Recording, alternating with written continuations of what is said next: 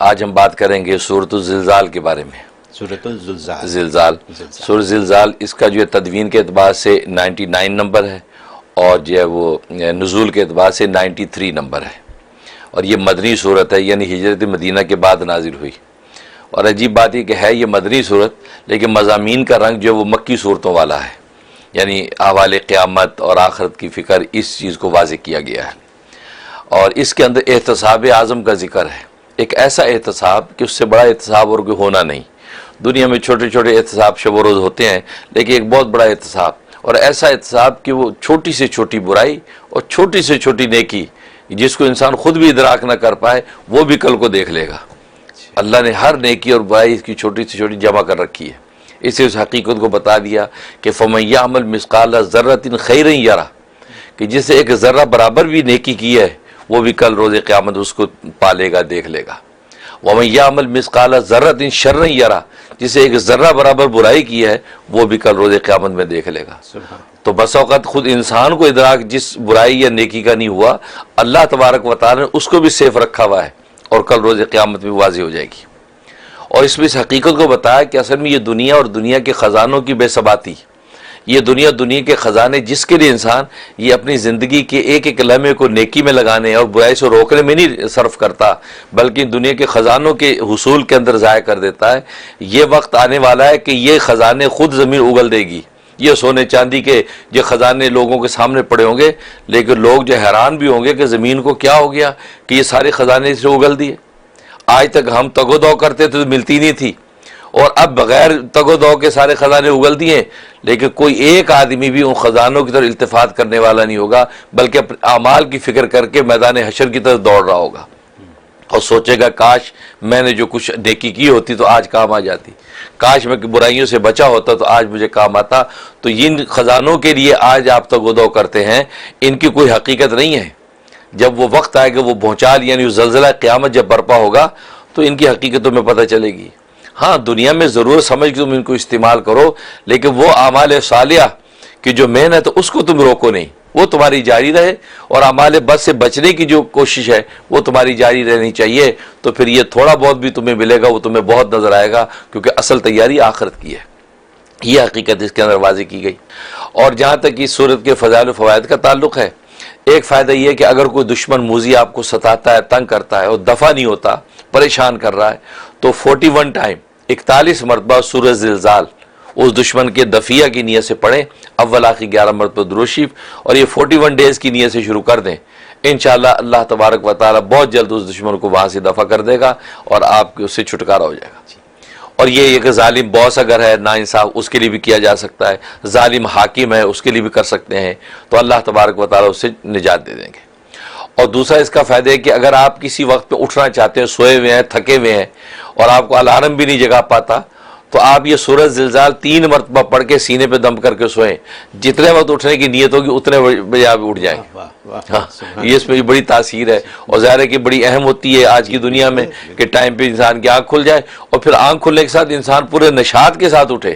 ایک تو آنکھ کھل گئی لیکن طبیعت میں اس تکاسل ہے، اٹھتا نہیں ہے. تو اس کے فائدہ، اس کا پڑھنے کا فائدہ یہ ہے کہ تکاسل نہیں ہوگا، آدمی بالکل حشاش بشاش اٹھے گا اور اپنے کام میں لگ جائے گا. تو یہ اس کا فائدہ.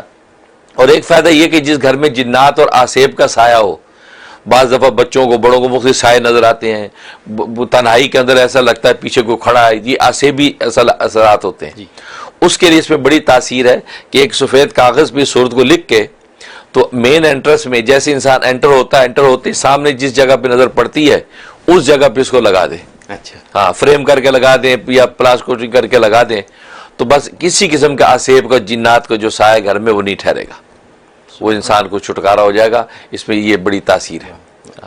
اور ایک اس کا فائدہ یہ ہے کہ اگر دو لوگوں میں ناجائز محبت قائم ہو گئی، اور آج کل ایسے واقعات بہت ہوتے ہیں، بچے ہیں بچیاں ہیں مبتلا ہو جاتی ہیں چیزوں میں، یا خود کسی کا شوہر ہے وہ کسی ناجائز میں مبتلا ہو گیا، اس کے لیے اس بڑی زبردست تاثیر ہے کہ 7 بنولے لیں.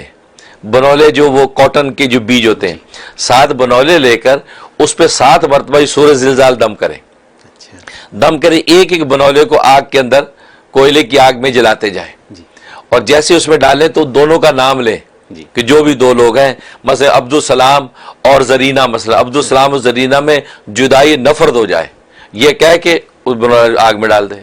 پھر عبدالسلام اور زلیلہ میں جدائی نفرت ہو جائے, 7 بنولے ڈالے, 21 دن کرے گا, کیسی بھی ناجائز محبت ہوگی وہ آپس میں ٹوٹ جائیں گے اور وہ راہ راست پہ آ جائے گا. یہ کام صرف ناجائز یہ ضروری ہے, اور وہ ناجائز بھی جو اکارڈنگ ٹو شریعہ ناجائز, کیونکہ بعض دفعہ ہم اپنی طرف سے بہت سی محبتوں کو ناجائز سمجھ لیتے ہیں. بہن بھائی کی محبت ہے تو بھابھی سوچتی کہ یار یہ محبت جو مجھے نقصان پہنچا رہی ہے لہٰذا ان کی محبت ٹوٹنی چاہیے, تو بہن بھائی کی محبت کو کاٹنا یہ تو ظلم ہے, گناہ کبیرہ ہے. تو اس سے شریعت جس کو ناجائز محبت کہتی ہے وہ مراد ہے. اور اگر دوسری محبتیں جو انسان کاٹے, یہ بیٹا اپنی اماں کے ہاتھ میں بہت ہے تو بیوی اس چکر میں کرنے لگے, یہ ظلم ہوگا اور یہ گناہ کبیرہ, اس کی اجازت نہیں ہے. ہاں, تو شریعت میں جو ناجائز محبت ہے اور اس کے وہ واضح پتہ چلتا ہے انسانوں کو, تو اس کے لیے کرے تو زبردست تاثیر. 21 دن ہونے سے پہلے ہی اللہ تبارک و تعالیٰ اس لڑکے کے دل میں اس لڑکی کی ناجائز محبت ختم ہو جائے گی اور راہ راست پہ آ جائے گا. اور یہ آج کی دنیا میں بہت بڑی لوگوں کی تکلیف ہے. ہمارے پاس لوگ آتے ہیں, بہت بڑی تکلیف ہے کہ ہمارے بچے جو ہے اسکولوں کالجوں ماحول میں ناجائز محبت میں مبتلا ہو گئے ہیں. تو یہ عمل کر کے دیکھیں, انشاءاللہ اس میں بڑی تاثیر ہے. اور جہاں تک جو ہے سورہ زلزال کے خواب میں تعبیر کا تعلق ہے, اس کا مطلب ہے کہ اللہ تبارک و تعالیٰ اس کو خزانہ غیب سے کوئی دولت و ثروت عطا کریں گے. جیسے اس صورت کے اندر مضمون ہے کہ زمین خزانے اگل دے گی, اس کا مطلب اللہ تبارک و تعالیٰ اس کے لیے خزانہ غیب سے جو دولت و ثروت اور رزق کی جو ہے فتوحات کھول دیں گے, یہ اشارہ ہے. اور ایک مطلب یہ ہے کہ اللہ تبارک و تعالیٰ اس کو کسی شخص موذی آدمی کے شر سے محفوظ رکھیں گے. کوئی موذی دشمن جو اس کو نقصان پہنچانا چاہتا ہے, اس کو پتہ بھی ہے لیکن وہ اس پر وار نہیں چلے گا اور وہ اس کے ہر طرح کے شر سے حفاظت میں رہے گا. اور ایک مطلب یہ ہے کہ اللہ تبارک و تعالی اس کے قلب جو ہے کو فکر آخرت کی طرف متوجہ کر دیں گے, اور دنیا کے اندر جو یہ قلب انسان کا آلودہ ہوا ہے اس سے نکل کے فکر آخرت کی طرف لگ جائے گا. تو گویا کہ اس صورت کو دیکھنے میں اس کو یہ بشارت ملتی ہے. بہت خوب, اس طرح کے مضامین صورت میں ہے اور یہ حقائق ہے. بہت خوبصورت.